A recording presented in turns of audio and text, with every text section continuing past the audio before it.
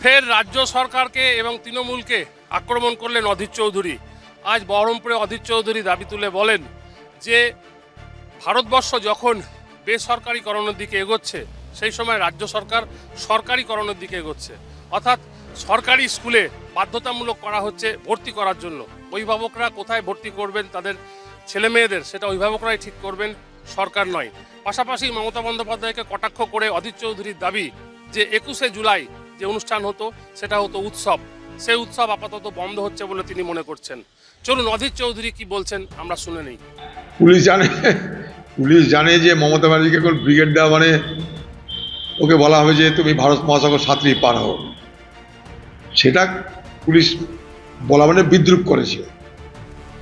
পুলিশের এটা করা উচিত না, কারণ ব্রিগেডে পারমিশন তো পুলিশ দেয় না, ব্রিগেডের পারমিশন দেয় সামরিক বাহিনী। তো যাই হোক,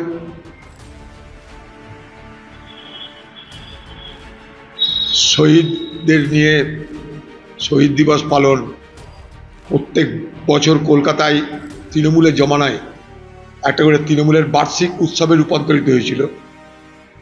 অ্যানুয়াল ফেস্টিভ্যাল, মাছ মাংস ডিম সব কিছু ছড়াছড়ি ছিল, দেখেছি আমরা।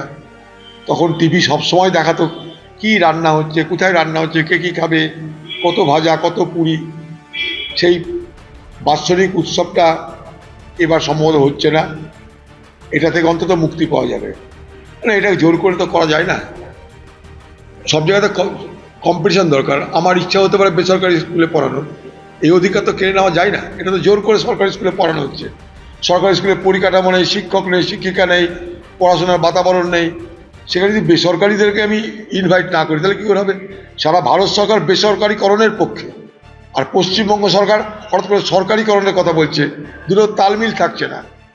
জোর করে সরকারি স্কুলে পড়াবে কি পড়াবে না এটা সরকারের তরফ থেকে সিদ্ধান্ত নেওয়া উচিত নয়। কোন স্কুলে পড়াবে সেটা ছাত্রছাত্রীদের বাবা মারা সিদ্ধান্ত নেবে।